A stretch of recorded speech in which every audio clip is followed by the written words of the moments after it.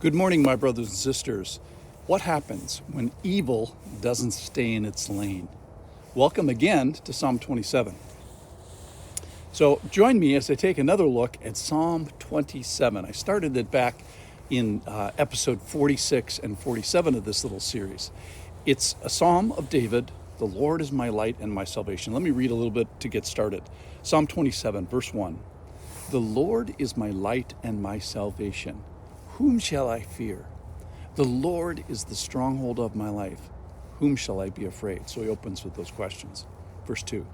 When evildoers assail me to eat up my flesh, my adversaries and foes, it is they who stumble and fall. Though an army encamp against me, my heart shall not fear. Though war arise against me, yet I will be confident. So he starts the psalm, of whom shall I fear? Of whom shall I be afraid? And let me answer that question just from this psalm, because David has enemies. And thus far, in this 14 verse little psalm, what does David want his heart to know?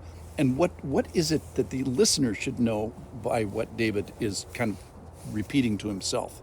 Number one, that fear is a real option. Why? Well, things are rocking the stronghold of David's life. Evildoers aren't passive. Their intent is to assail evil. In other words, evil is not staying in its lane and just being evil over there. Evil is assaulting and assailing David. So Psalm 27 is for when evil doesn't stay in its lane. So evildoers are assailing, and adversaries and foes are mentioned, and armies encamped against me.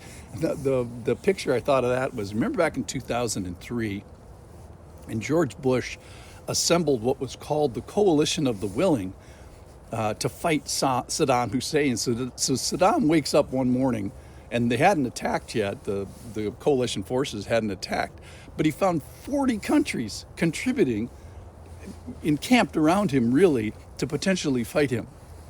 Similarly, David has an enemy that's encamped and has evil intent against him. So when is Psalm 27?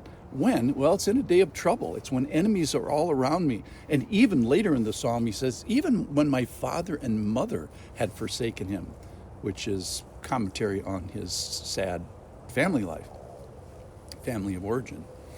So there are false witnesses, there are adversaries, there are enemies, they're breathing out violence. And one of the things that makes Psalm 27 so beautiful is the non-beautiful setting that it's set in, and that Psalm 27 blossoms from.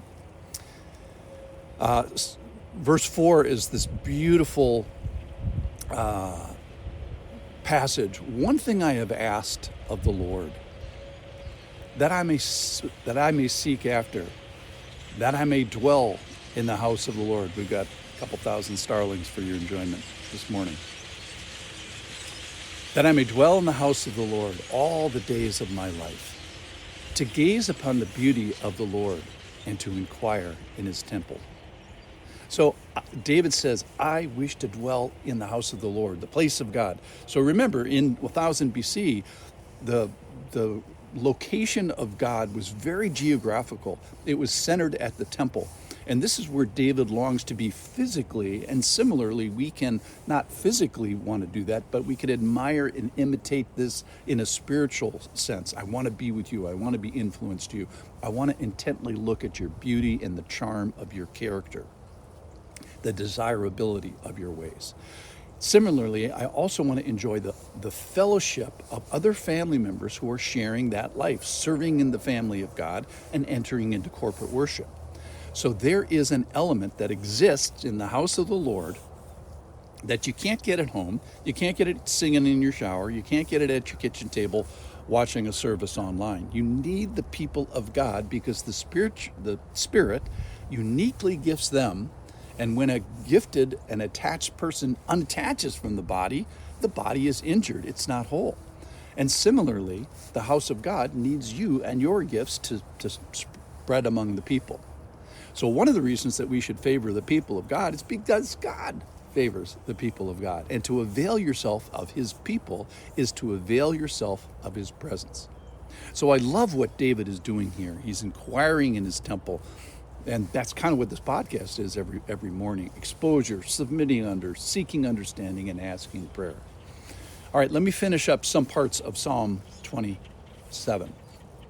For he will hide me in his shelter in the day of trouble. He will conceal me under the cover of his tent. He will lift me high on a rock. Verse 7, hear, O Lord, when I cry aloud. Be gracious to me and answer me.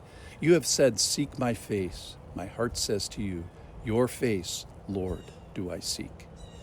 And then let me finish the last stanza, verse 13.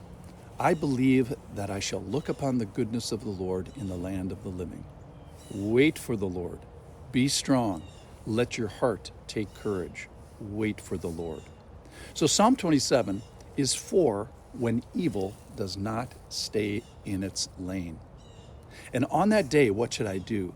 Run to his house. Enter into his presence. Inquire in the temple of your soul. Seek his word and seek his people. Be courageous. Be of intent. So look for God in the right place, his word, his house, his people, and wait for him. And by that we mean spiritual, active waiting, standing firm in the belief, not passive waiting. It's a standing firm in the belief on the promises that he's already said. In the meantime, be strong, be courageous, wait for him. So Psalm 27 is for when evil does not stay in its lane. Thank you for listening.